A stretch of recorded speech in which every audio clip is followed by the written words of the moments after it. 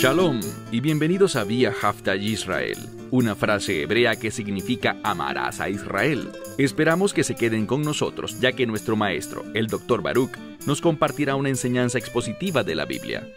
El Dr. Baruch es profesor titular del Instituto Zera Abraham, con sede en Israel. Aunque todos los cursos en el instituto se imparten en hebreo, el Dr. Baruch se complace en compartir esta enseñanza en inglés con doblaje al español. Para más información, visítenos en amarasaisrael.org o descargue nuestra aplicación móvil Mi Estudio Bíblico. Aquí está Baruch y la lección de hoy. Cuando escuchas la palabra Dios, ¿qué viene a tu mente? ¿Cuál es tu perspectiva sobre Él? Una manera muy adecuada sería pensar en Dios como juez. La Biblia dice que es necesario que todo el mundo comparezca ante el trono del juicio del Dios Todopoderoso. Si eres creyente, lo que se juzgará en ese momento no será tu destino eterno, pues eso ya está decidido. En el momento en el que alguien acepta el Evangelio, no importa quién sea él o ella, cuál es su trasfondo ni qué pecados cometió, cuando tú confías en el único plan de salvación de Dios, el Evangelio, tú serás salvo por siempre. Encontrarás que la gracia de Dios es suficiente, lo que Él conquistó para ti en la cruz, con el fin de traerte a su reino, donde morarás por la eternidad. Así que no estamos hablando en este mensaje sobre cómo es que entraremos al reino de Dios, ni dónde es que pasaré la eternidad. El pasaje de la Escritura que estudiaremos hoy está dirigido a creyentes, y sabemos que todo creyente estará en el reino de Dios. De lo que vamos a hablar es de qué tipo de experiencia tendrás en el reino de Dios. Y la Biblia lo deja muy en claro. Todos los creyentes no experimentarán la misma clase de experiencia de reino. Queremos ser como enseñó el Mesías en Mateo capítulo 5, queremos ser contados entre los grandes del reino de Dios. ¿Y cómo nos volvemos grandes en el reino de Dios? Y no solo en miembros del reino de Dios, sino ¿cómo me convierto en uno de los grandes? La respuesta es sirviendo a Dios, haciendo las cosas que Dios nos ha llamado a hacer, siendo fieles a lo que Dios ha dicho que Él quiere de cada uno de nosotros. Así que te pregunto, cuando te presentes ante Dios en ese juicio, ¿qué crees que Él dirá de ti? ¿Será que Él te dirá, bien hecho? ¿Estará complacido contigo? ¿Tienes confianza en que estás viviendo una vida digna de alabanza, con la que Dios se complace? ¿Y cuál es la verdad fundamental que nos permite vivir una vida digna de alabanza? Bien, eso es lo que nos revelará Pablo en este pasaje de la Escritura. Dicho esto, toma tu Biblia y ve conmigo al libro de Romanos, capítulo 12.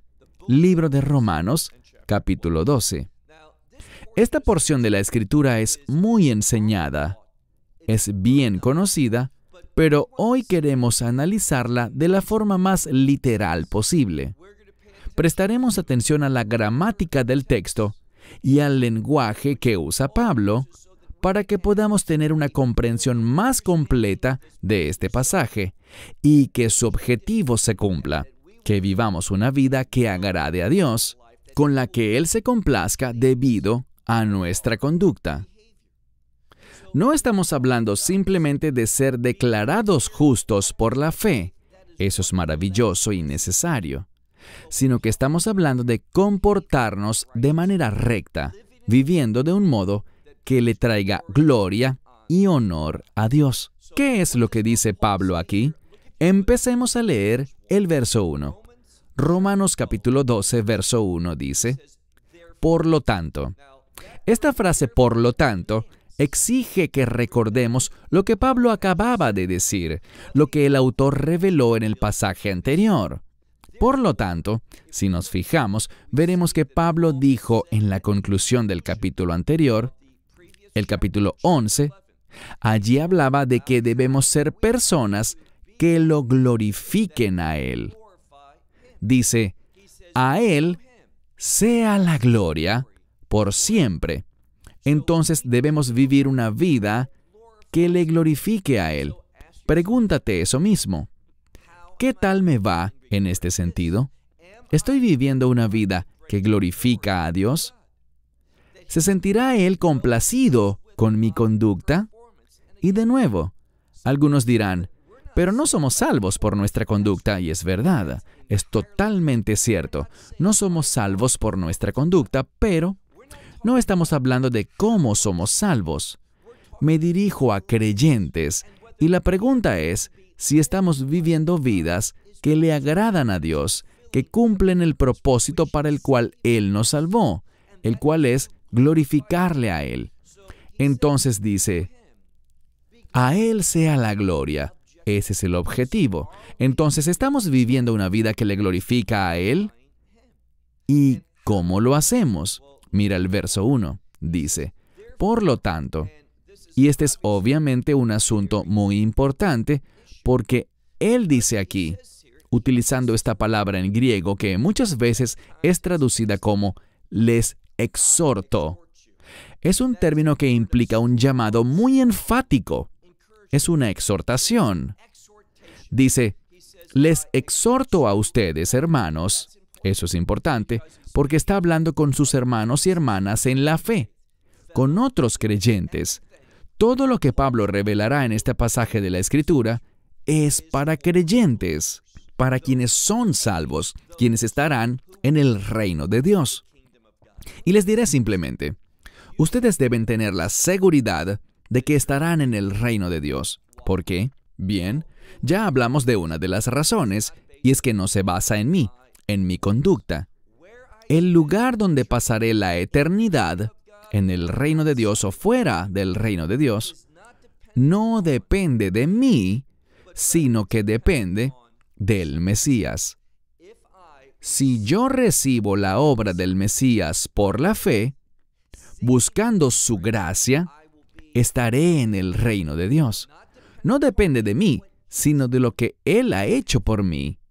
Esa sustitución en la que Él se ha convertido por mí. Así que, por Él, yo soy redimido eternamente. Y si uno ignora lo que Él hizo, entonces esa persona será condenada por la eternidad. Esa persona no tendrá esperanza alguna. Nunca jamás. Aquí en Romanos 12, Pablo dice, hermanos, es decir, hermanos y hermanas, todos los que han aceptado el Evangelio, y dice, les exhorto, les animo, les ruego, hermanos, ¿cómo? Aquí hay algo de máxima importancia. Seguramente tu Biblia dirá, por la misericordia, pero sería mejor traducirla como compasión. Habla sobre uno que cuida de otro y que tiene compasión por esa persona. Y la compasión genera una acción, es un término activo que implica que alguien haga algo.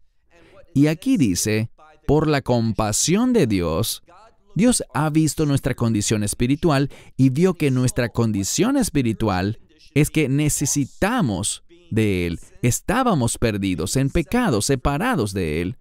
¿Y en qué terminaría todo eso? Por eso Dios fue movido, y muchas veces en los evangelios vemos que la Escritura dice que Yeshua fue movido a compasión. Y cada vez que Él fue movido a compasión, Él hacía algo. Usualmente sanaba a alguien o llevaba a cabo una restauración. Él se movía para aliviar ese dolor, ese sufrimiento, ese malestar, produciendo un cambio glorioso. Y el resultado de la compasión de Dios es que cuando Él se movía a compasión, el resultado era alabanza. La gente glorificaba a Dios, podían ver el poder de Dios, el amor de Dios, y lo glorificaban a Él. Una vez más. Por lo tanto, les ruego, una fuerte palabra de exhortación, les exhorto, hermanos, por la compasión de Dios, a que hagan algo. Cuando entendemos la compasión de Dios, cómo Él se ha movido para cambiar nuestra eternidad, eso producirá un cambio. ¿Qué cambio? Nos lo dirá. Leamos aquí. Que presenten sus cuerpos. Esta es una palabra de ofrenda, una palabra de sacrificio. Entonces, que presentemos nuestros cuerpos, y la implicación es que presentemos nuestras vidas ante Él, ¿cómo? Lo dirá de manera específica, como un sacrificio vivo. Se supone que vivamos una vida que se ofrezca ante Él como un sacrificio vivo. Por el resto de nuestra vida, es un sacrificio vivo. Entonces, que presentemos nuestros cuerpos como sacrificio vivo. ¿Y cómo hacemos eso? Noten la siguiente palabra. Es la palabra santo. Como he dicho muchas veces, con el fin de entender el concepto bíblico de la santidad siempre está conectada con los propósitos de Dios. Así que yo vivo una vida que se ofrece a Él de manera sacrificial, buscando, anhelando, procurando cumplir con los propósitos de Dios. Esto es lo que quiero que vean. No hay excepción con esto. Si tú has recibido la compasión de Dios, ahora hay una estrecha relación entre compasión y gracia. Dios fue movido por compasión y por tanto Él hizo que la gracia se hiciera disponible. ¿Cómo lo hizo? Por la cruz. Y la gracia nos moverá a los propósitos de Dios. Óyelo bien. Cuando somos salvos por gracia, esa gracia no solo nos salva, y claro que lo hace, eternamente, pero también nos moverá, nos dará el deseo de cumplir los propósitos de Dios. ¿Soy salvo por cumplir los propósitos de Dios? No lo soy. Tú tampoco.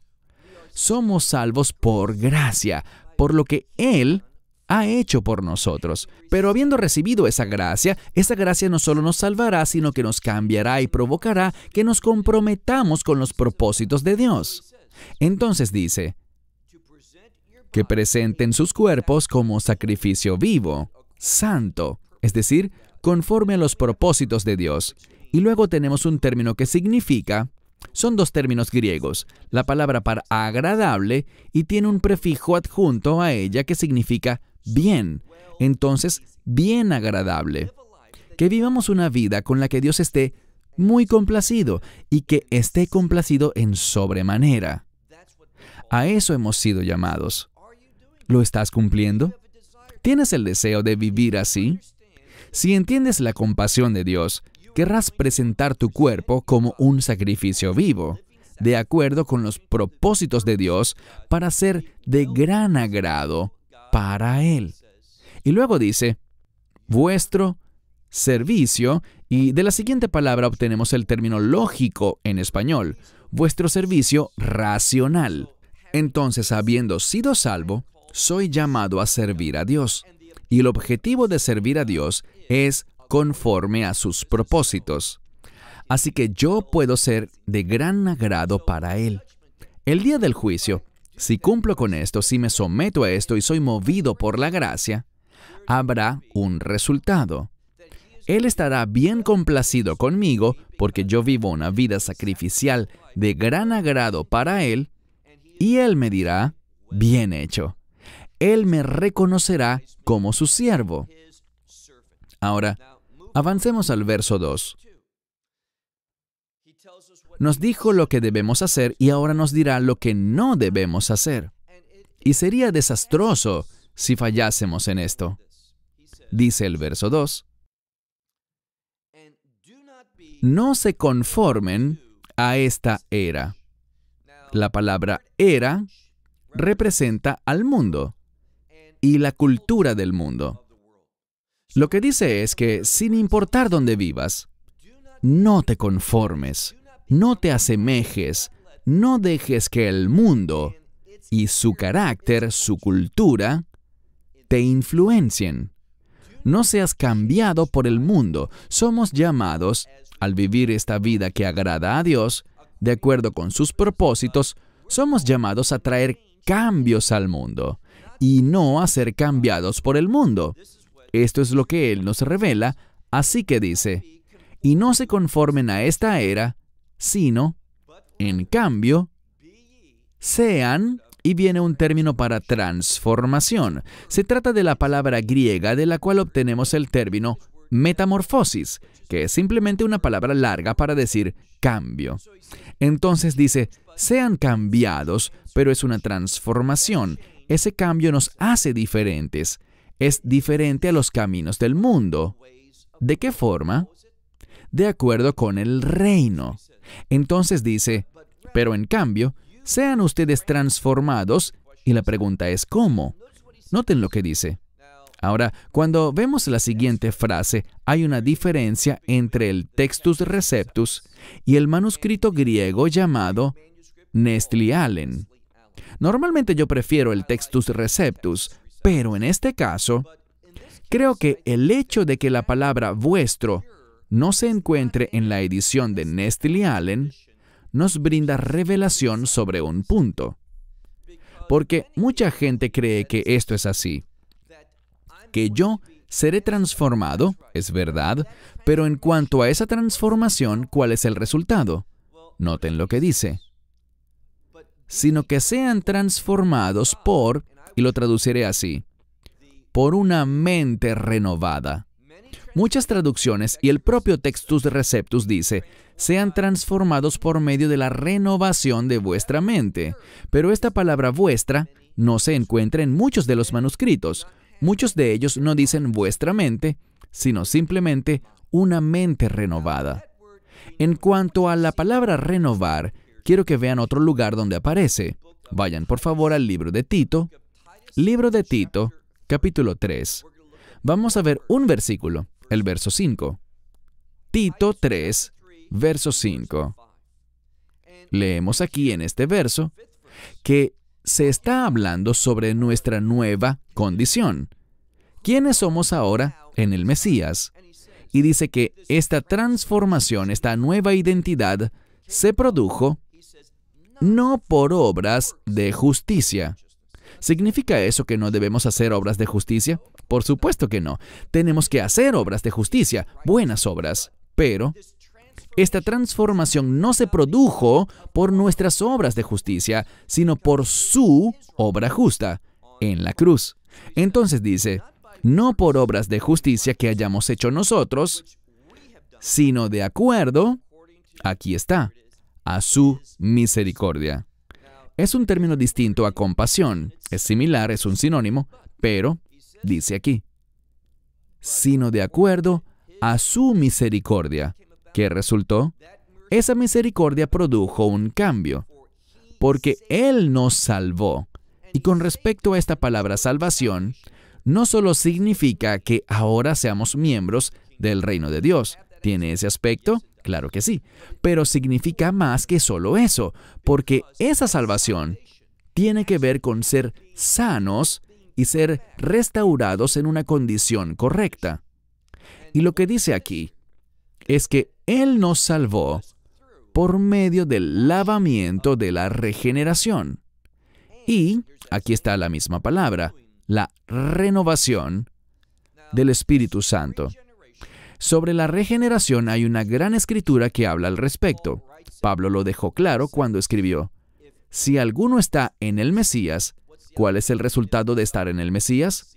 Recibimos al Espíritu Santo, y el Espíritu Santo lleva a cabo la regeneración. ¿Cómo lo podemos comprender? Por medio de la regeneración nos convertimos en una nueva criatura. Entonces, regresemos a nuestro pasaje original en Romanos 12, y vean lo que dice el verso 2.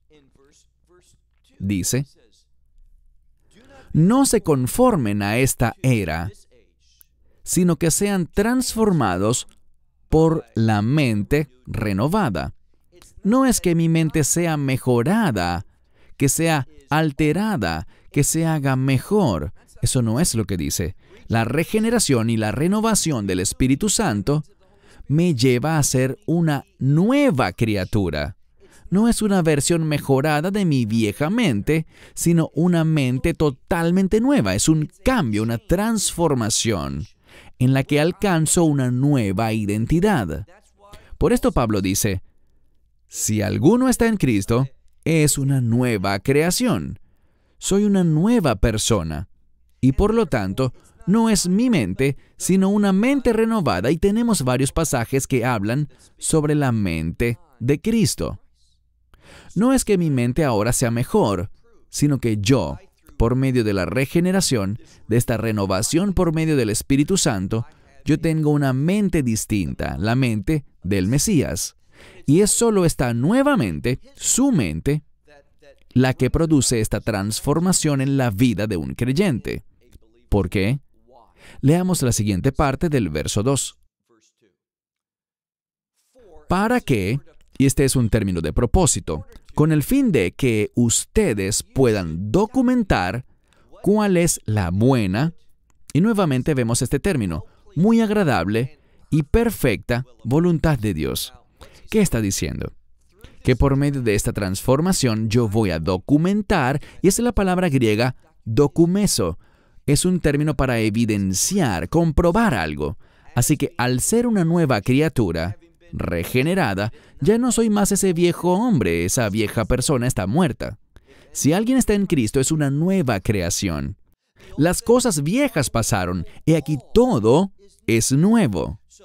Ahora tengo una nueva mente, la mente del Mesías, mediante la cual, ¿cuál será mi interés ahora? Esto es lo que dice, que de ahora en adelante mi conducta, ¿soy salvo por eso? No, soy salvo por la gracia, pero será mi conducta, mi comportamiento, lo que probará, comprobará, evidenciará por mis obras de cuál es la buena, muy agradable y perfecta voluntad de Dios. Todo aquel que es verdaderamente salvo estará comprometido con la voluntad de Dios. No solo para decir, sí, la voluntad de Dios es buena, sino para demostrar con nuestras acciones la voluntad de Dios. Y vamos a manifestar cuál es la voluntad de Dios, por qué es agradable ante Él, y esta palabra perfecta significa el objetivo, el destino, la plenitud. Vamos a perseverar hasta que la voluntad de Dios se cumpla en nuestra vida. Ese será nuestro mayor interés. Entonces dice, avanzando al verso 3, porque digo por la gracia, noten que la gracia entra en juego aquí, porque digo por la gracia de aquel que me la dio. ¿A quién se dirige aquí? Dice, todo aquel entre ustedes, a todos los que están entre ustedes. Y les da esta advertencia. No piensen más allá o más alto de lo que deban pensar. Bien, Él nos ha dicho que necesitamos tener una mente nueva. Esta regeneración que nos da la mente del Mesías, y ya no debemos pensar más allá de lo necesario. Muchas veces, no quiero sonar crítico, pero muchas veces oímos a personas hablando sobre sueños. Pero desde mi punto de vista, cuando alguien hable de sueños, ten mucho, pero mucho cuidado, porque demasiados falsos maestros y falsos profetas hacen énfasis en los sueños y te dirán cosas como sueña en grande. ¿Dónde dice eso en la Biblia? ¿Dónde se le ha ordenado a alguien que sueñe en grande? Ahora, Dios nos da sueños. Ese término está relacionado con el término griego jasón, que significa una visión. Significa que queremos tener su perspectiva y dice aquí, mira con cuidado, porque les digo a ustedes, por la gracia de aquel que me la dio, y le digo esto a todo aquel que está entre ustedes, que nadie piense más lejos o más arriba de lo que deben pensar, sino que piensen ¿cómo? Con una mente sobria, es decir, de manera apropiada, con base en la verdad de Dios. Eso es lo que implica una mente sobria, prestar total atención a la verdad de Dios. Y luego dice, sigue leyendo, cada uno, según Dios le haya provisto su medida de fe.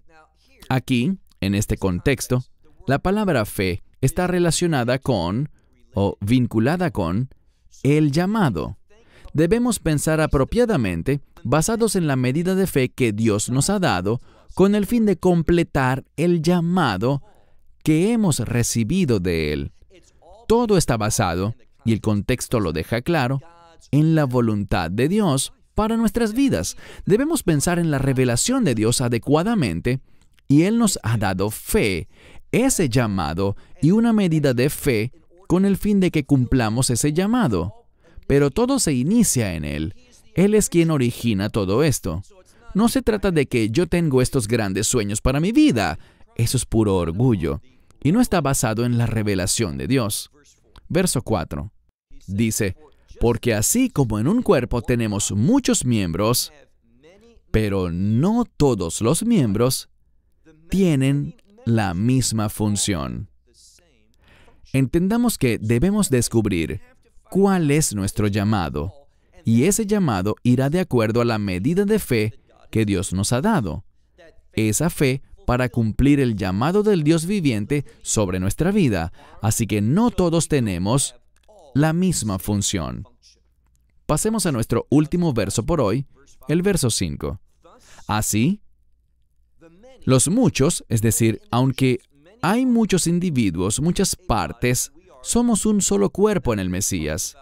Aquí está hablando sobre el cuerpo de Cristo y dice que dentro del cuerpo de Cristo, podríamos decir, la congregación de los redimidos, la iglesia, hay muchos individuos, muchos miembros, pero esto es lo que dice, mira al final del verso 5. Pero a pesar de que hay muchos, dice, pero los miembros, los individuos, van de acuerdo y luego dice, unos para con los otros. Me doy cuenta de que esto suena un poco entrecortado, difícil de comprender, pero lo que quiere decir es esto. A pesar de que en el cuerpo de Cristo, la iglesia, hay muchos miembros y no todos tienen la misma función, Dios no nos ha dado el mismo llamado ni la misma medida de fe, pero hay algo en común. Cada miembro, ¿qué hacemos? Servimos y obramos de acuerdo con, y aquí está lo que dice, actuamos y obramos los unos por los otros. Entonces somos llamados a servirnos los unos a los otros por el beneficio del cuerpo entero. Por esto es que debemos pensar, y Dios nos ha transformado con el fin de ser de bendición para los demás, para podernos ayudar los unos a los otros, y que cada persona se mueva más y más de acuerdo con el propósito de Dios, y para obrar en la voluntad de Dios. Este es nuestro llamado como creyentes en el Mesías Yeshua. Cerramos con esto. Hasta el próximo estudio. Shalom desde Israel. Esperamos que te hayas edificado con el mensaje de hoy y lo compartas con otros. Te invitamos a seguir nuestros estudios cada semana por este canal y por el portal de YouTube de Amarás a Israel. También puedes descargar nuestra aplicación móvil gratuita, Mi Estudio Bíblico.